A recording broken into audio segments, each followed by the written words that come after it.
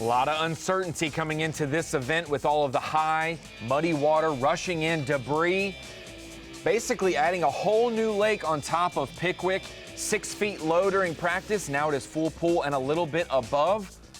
But Pickwick has produced through 2 days of competition. Welcome into the Bassmaster Studio, sponsored by Marathon. I'm Ronnie Moore with Mike Sucon and Such. Day 2, we thought sometimes they come out of the gates quick on day 1 and it might go down the rest of the week. It did not. An uptick, it seemed, in catches today.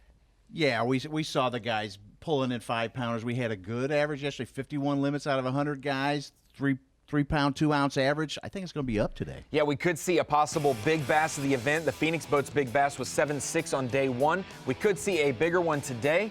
This guy right here, Chad Pipkins, had a slow morning, a slow afternoon, but that midday portion, he really put in a lot of work, Such. We saw a lot of guys 3 big ones. catch their big fish in the afternoon. Yeah. We left an hour before, and we were surprised at the weigh-in with the fish they caught in the afternoon. Well, yesterday, it wasn't necessarily how cold or, you know, in the spring you want that warmer temperatures. It's not that the water's super cold and the fish are lethargic. It was more so time yesterday, time to figure it out. They hadn't been out on the water for 3 days, so having a longer day yesterday allowed some guys to catch bigger bags.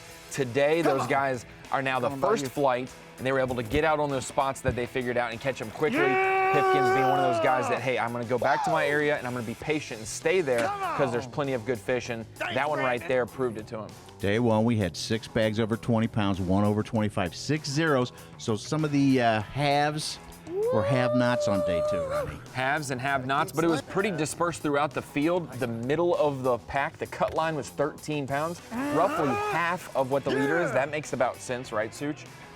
Yeah, so we double it and add a goes pound, up. or I think you'll be adding more than a pound today for the cut line. Buddy Gross, a guy who did well yesterday. We got to watch him all day on Bassmaster Live. Got to watch him a little bit today. Didn't have the best service with him in some parts of his areas, but his main area, still able to produce a limit for him. He lost a couple good ones, though. That was that big trouble right there, losing 6 pound anytime you lose one of those. That's what he said right there. That one barely got it, and as soon as it thrashed at the boat, he lost it. The difference makers. And that's the deal with treble hooks at times, especially early in the year when they're swatting, they're moving. They don't necessarily want to feed, but they react to it. That's the whole purpose of a reaction bait. And this one right here was another tough one for him to swallow. Another good loss. He had a 6-pounder yesterday that he lost as well. So Buddy Gross would be right in the thick of it at the top of the leaderboard, if not for those losses, but he still has a chance, Such. Still He's around in our that top 10. 10. Anybody there, yeah, because you saw him come from 10th place at Eufaula last year to win with a big giant bag, 7 pounds back. On a school of fish that he's on, it can only take an hour for him to have the biggest bag of the tournament, so we'll see that.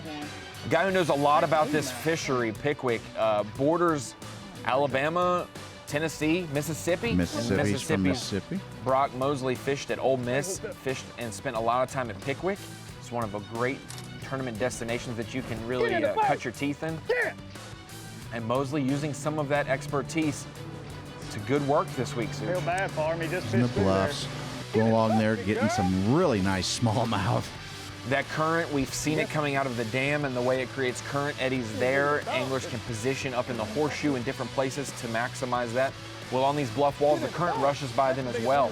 Any nook and cranny in the rock wall can have a fish hiding just out of the current, waiting for something to swim by or drop by, and that's what he did. Even shared today with his buddy Caleb Sumrall. We will see if Sumrall was able to pay off with that. He only had 4 when he shared that intel with him. If he comes in with a limit, it may be due to his kind gesture. How about Mr. Shallow Water Muddy Man, Bill Lowen?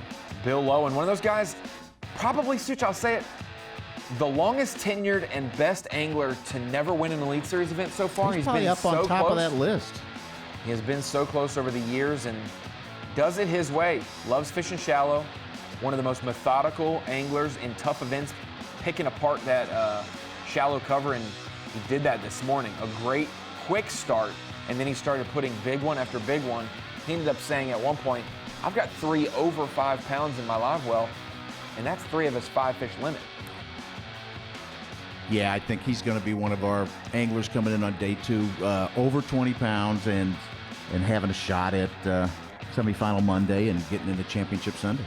or Tuesday this week. Championship Tuesday, we got to say that because if you're just joining us this week in our coverage, 2 days of this event postponed.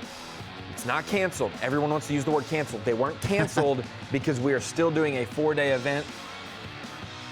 Thursday, Move Friday, it back postponed. 2 days. Yep. And Saturday, Sunday are the full field days. Monday is the 50-day. Tuesday is the top 10. Didn't hurt the fishing at all. This was really good. A Saturday and Sunday, you expect a lot of other traffic out there. Davey and Mercer were talking and saying maybe not because of the muddied water, the high water. We don't have as many locals who might be out there on a regular weekend. Been very polite, especially up in the Horseshoe region below the Wilson tail race, where Kobe Krieger, where Chris Zaldane, where Caleb Summer, a lot of these guys, 3 or so of our top 10 have spent a lot of their time right here in the heat of that current. And Krieger, a little bit of a slower start this morning. He caught 1 or 2, but he was still ahead of schedule. Slow for normal fishing days, but ahead of where he was on day 1. He started to dial it in a little bit more. And then he started to catch big ones like this, Suit. How long does it take for them to figure out exactly where the fish are biting on? It's taken them a little while to adjust and figure out the right cast. We saw it yesterday and today as well. This is the perfect event to learn how a pro goes from practicing on Monday and Tuesday, maybe part of Wednesday in the storms, to having 2 days off of a lake and it changed as much as it did, to dialing in where those fish are. Fish that maybe you found 100, 200 yards away will now flood to the bank over here. And when they try their main area and it doesn't pay off, they know exactly where to move to. Well, he said it's a great test this week. It's neat to have the big changing conditions and really test these guys. And who wins is really going to earn it. And if you're joining us this weekend for our Day 1 and Day 2 coverage, we've been on Fox Sports 1 all weekend and Bassmaster.com. We will be exclusively on Bassmaster.com Monday and Tuesday, semifinal Monday.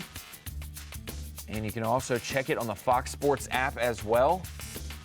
Been a great 2 days of competition so far. Make sure you tune in for all the coverage Monday and Tuesday as the best in the world cut it down and have a shot at an Elite Series title at Pickwick Lake.